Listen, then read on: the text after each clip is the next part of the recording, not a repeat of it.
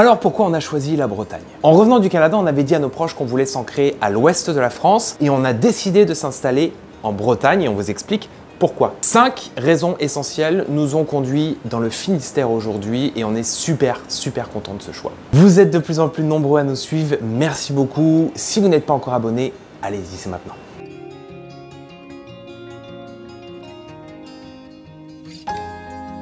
Raison numéro 1, la mer. Lauriane, elle n'était pas emballée forcément de revenir en France. Et une de ces conditions pour qu'on puisse se réinstaller en France, c'était d'être pas trop loin de la mer. Donc on s'est dit, on va viser entre le Finistère et les Landes. Et puis progressivement, on s'est dit, tiens, la Bretagne, c'est ça qu'on veut. La mer, c'est mon élément, c'est la plage, ramasser les coquillages, les bouts de verre, les bouts de bois, les petits trésors, l'air frais, le bruit des mouettes, tout ça, ça fait partie du... Quand on va à la mer, on se sent bien. Et en plus, on connaît la Bretagne, mais on a l'impression qu'on n'a rien exploré encore de la Bretagne. Et on a hâte vraiment de la découvrir en long, en large et en travers, que ce soit à la mer, effectivement. Il y a plein de coins de mer qu'on ne connaît pas. Donc on a aussi choisi la Bretagne pour ça. Et puis il y a à l'intérieur des terres, en fait, qu'on a hâte de découvrir, voir les monts d'arrêt, des choses comme ça. Plutôt la campagne. Ouais, donc pour notre projet, évidemment, on vous en parlera. Quand on va voir mes parents dans les Côtes-d'Armor, on traverse la Bretagne du sud au nord et c'est beau, hein, on voit vraiment des beaux paysages et on se dit que peu importe où on est en Bretagne, on sera jamais très loin de la mer. Ouais. Halifax ou Vancouver, on était aussi à proximité directe de la mer parce qu'on voyait la mer de partout. Mais finalement, pour aller à une plage, enfin à Halifax en tout cas, à une belle plage, il fallait au moins faire une demi-heure, 3 quarts d'heure de route. Une bonne demi-heure. Parce qu'il faut le dire, on a choisi la Bretagne, mais pour l'instant on est en location, on cherche un endroit idéal pour notre projet. Deuxième raison, le climat tempéré. En France, il y a beaucoup de climats, que ce soit le méditerranéen, aride, certaines régions où c'est plus sec, et d'autres pluvieuses. Et en fait, quand on dit aux gens, on a choisi la Bretagne un peu pour la pluie, et je dis souvent pour rigoler, l'eau c'est la vie. Que ce soit notre projet ou pour les 20 prochaines années, avec la tendance du réchauffement climatique, on a l'impression que d'avoir choisi la Bretagne, c'est idoine, c'est parfait parce qu'on aura assez d'eau pour pouvoir réaliser à fond notre projet. Bien qu'en Bretagne, il pleuve quand même pas mal, on va dire, régulièrement, tout au long de l'année, mais jamais sur les camps. Là, on est en février, il fait beau, il fait assez frais, mais il fait beau et on peut quand même faire des choses dehors. Et notre projet nature nécessitera qu'on soit dehors une bonne partie du temps. C'est vraiment tempéré et pluvieux aussi parce qu'on va vouloir dans notre projet collecter de l'eau pour différentes activités. Si on veut utiliser les énergies renouvelables pour notre projet, c'est vrai qu'on retrouve beaucoup de... Enfin, on peut utiliser pas mal de vent et d'eau finalement. Et donc, du soleil. Regardez, il y a du soleil en Bretagne. Et du soleil. Ben ouais. Bien sûr. C'est pour ça qu'on a choisi la Bretagne, c'est le soleil évidemment. Si on a choisi la Bretagne au final plutôt que Pays Basque ou les Landes, c'est parce que quand on est arrivé le premier été, l'été dernier, il y a eu quand même beaucoup de canicules et on s'est dit quand même que la Bretagne, et les canicules elles vont pas s'arrêter, au contraire elles vont être de plus en plus fréquentes dans les prochaines années. On s'est dit la Bretagne c'est quand même un super spot. Troisième raison, la famille. Juste nous, au début on était Lauriane et moi à Vancouver, puis après on a eu 3 enfants à Halifax au Canada. Il y avait toujours un peu ce manque de famille, on la voyait, cette famille occasionnellement. Nous on revenait en France une fois tous les 2 ans en moyenne, pendant 12 ans. Pour moi c'était pas assez parce que d'un côté il y avait les enfants qui grandissaient, qui ne voyaient pas leurs grands-parents.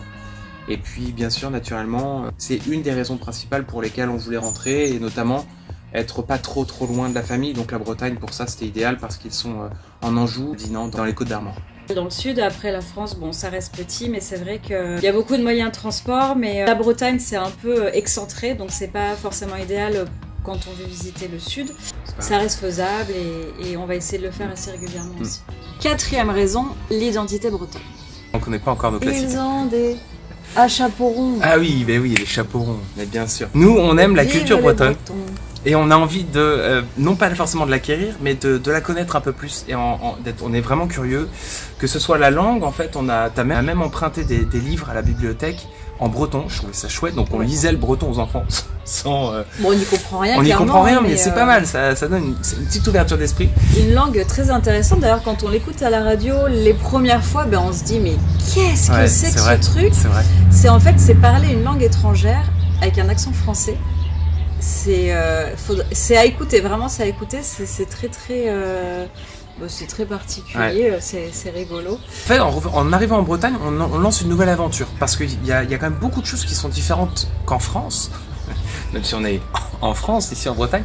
Mais c'est vrai, les panneaux, la façon de prononcer les villes, les villages, franchement, parfois on est un peu Melvin, Névé. En fait, quand on part à l'étranger, on se rend compte qu'il y a beaucoup de Bretons qui voyagent. Hein, c'est en gros, grosso modo, enfin vraiment quoi, 80% des gens qu'on rencontre à l'étranger, ils viennent de Bretagne. C'est vrai, il y a beaucoup de Bretons. Ouais. Mais Nantes, alors est-ce que Nantes est en Bretagne? Vous pouvez répondre en commentaire. Ou du Mont-Saint-Michel. Est-ce que le Mont-Saint-Michel est en Bretagne ou en Normandie? Répondez en commentaire. Les Bretons, ils sont sympas, quoi. Ouais. Ils sont sympas, c'est des bons vivants. Puis ils ont leur identité, donc c'est un peu des Corses, mais en moins. Qu'est-ce que tu dis?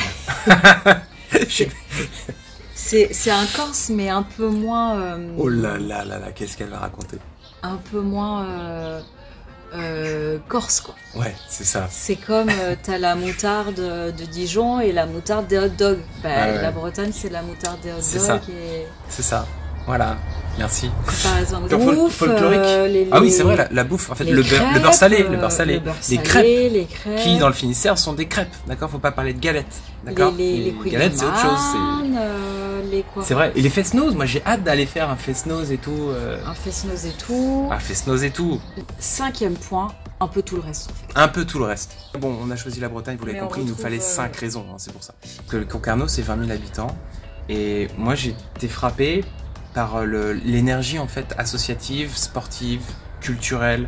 On a l'impression qu'il se passe plein de choses alors que c'est une toute petite ville. Je viens d'un pays, le Canada, où je dirais c'était autre chose. La culture, c'était autre chose. Disons qu'il y a on dirait qu'il y a beaucoup de spectacles pour enfants.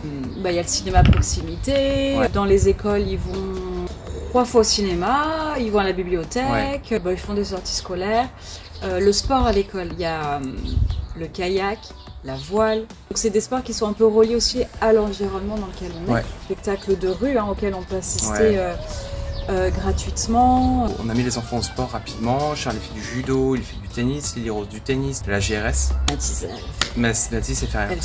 Toi tu fais du paddle. Ouais, on fait du tennis, toi tu fais du volley, on court un petit peu, on fait beaucoup de vélo, on fera un petit épisode là-dessus.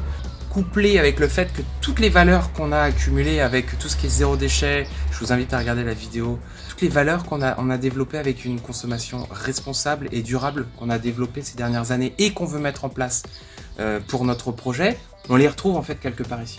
Voilà, vous avez compris pourquoi on avait choisi la Bretagne pour cette nouvelle aventure. Dans une prochaine vidéo, c'est promis, on vous parlera de notre projet. Si vous êtes breton, si vous connaissez la Bretagne, si vous avez envie de rectifier des choses qu'on a dites aujourd'hui, n'hésitez pas à commenter. Si vous avez aimé, n'hésitez pas à vous abonner. On vous prépare des vidéos croustillantes pour les prochaines semaines. D'ici là, portez-vous bien et moi je vous dis à bientôt. Ciao. En fait, on s'est retrouvé à Concarneau parce que c'est cette maison est en gros le seul endroit qui a bien voulu de nous. Donc, qu'est-ce que je peux dire alors? Et donc, d'accord, je t'ai pas écouté en fait. D'accord. Et donc en fait, ce qu'on a choisi,